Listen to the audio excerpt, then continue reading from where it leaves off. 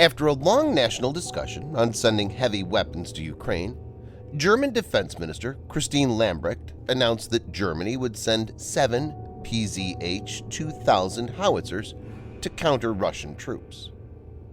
With this, we are adding to the 5 Dutch self-propelled howitzers to reach a total of 12, Lambrecht's ministry said in a tweet, adding that howitzer training in Germany has been prepared and will begin next week. She told a press conference in Sliac, Slovakia, that the 7 PZH-2000 would come from the German Army's pool of weapons, which are in maintenance, so their transfer to Ukraine would not adversely affect the German Army. The announcement came a week after the German parliament voted to send heavy weapons to Ukraine, following weeks of intense debate in Germany on whether that would be a step too far. In this video, Defense Updates analyzes how German-origin PZH-2000 howitzers could wreak havoc on Russian forces. Let's get started. This video is sponsored by NordVPN. NordVPN is a premium VPN service available for macOS, iOS, Windows, and Android with more than 5,400 servers in 60 countries. But why use a VPN or virtual private network? VPN is an encrypted tunnel. A VPN can protect your privacy, which is threatened by many factors like data logging by internet service providers. It can also help you access contents which are blocked based on geolocation. Why NordVPN? Its servers are fast and has zero log policy. Not only this, NordVPN has taken one step further and recently introduced a new feature, threat protection. Threat protection prevents malware from getting on users' devices and blocks trackers, intrusive and malicious ads, and harmful websites.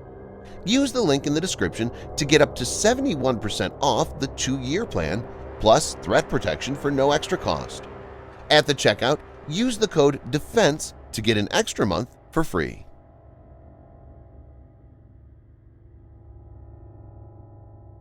The PZH-2000 or Panzerhaubitze 2000 is the 155mm self-propelled howitzer developed by Krauss-Maffei-Wegmann KMW, together with the main subcontractor Rheinmetall Land System for the German Army. The front armor of the PZH-2000 provides protection against 14.5mm rounds. All-round protection is against small arms fire and artillery shell splinters. Explosive reactive armor can be fitted if necessary. The PZH-2000 is also fitted with automatic fire suppression and NBC protection systems. The PZH-2000 has a crew of 5, including a commander, gunner, 2 loaders, and a driver. Target engagements can be carried out by a crew of 2 men. Using the fire control data provided by the ballistics computer, the gun is automatically laid and relayed during the mission. An onboard ballistic computer with a radio data link to an external fire control command post enables the gun to conduct fire missions quickly and independently from any unprepared firing position after receiving target position and ammunition data. The chassis of the PZH-2000 uses some components of the Leopard 2 main battle tank. The vehicle is powered by the MTU MT-881KA 500 supercharged diesel engine, developing 1,000 horsepower.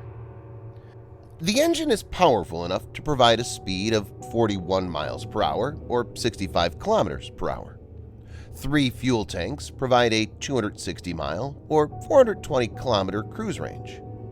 It's also fitted with an auxiliary power unit, powering all systems when the main engine is turned off. PZH-2000 has been selected by the armies of Italy, Netherlands, Greece, Lithuania, Hungary, Qatar, and Croatia, mostly replacing older systems such as the M109 howitzer.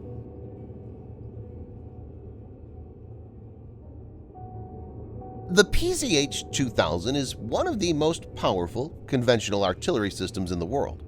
It's capable of a very high rate of fire.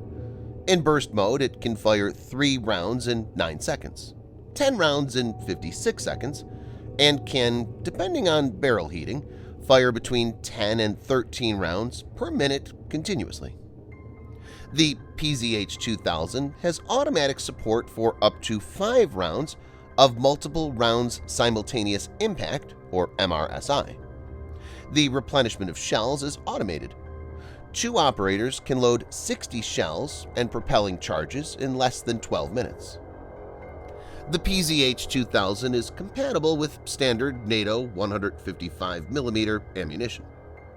The maximum range of fire is 30 kilometers or 18.5 miles with a standard HE frag projectile, and 40 kilometers or 25 miles with a base bleed projectile. Using rocket-assisted projectile, or RAP, a range of 56 kilometers or 35 miles can be achieved. Secondary armament consists of a roof-mounted 7.62mm machine gun.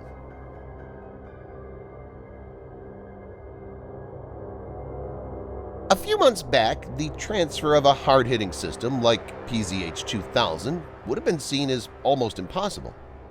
While many countries were sending lethal armaments to Ukraine as the Russian invasion looked imminent, Germany, which is Europe's richest country and one of the world's top 5 biggest exporters of arms, initially offered to send 5,000 helmets.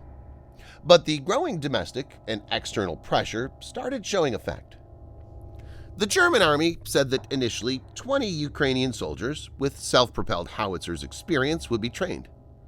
On the 10th of May, the German press agency Deutsche Presseagentur (DPA) reported that Ukrainian crews and technical specialists had flown from Poland to Zweibrücken Airport in Rhineland-Palatinate the day before.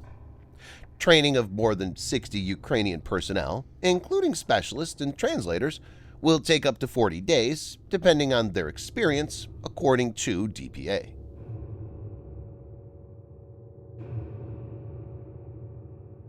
German Chancellor Olaf Scholz had warned in an interview that there must be no nuclear war, adding that with Putin on the other side, it would be impossible to know at what point we are perceived as a belligerent, indicating that he was against sending heavy weapons.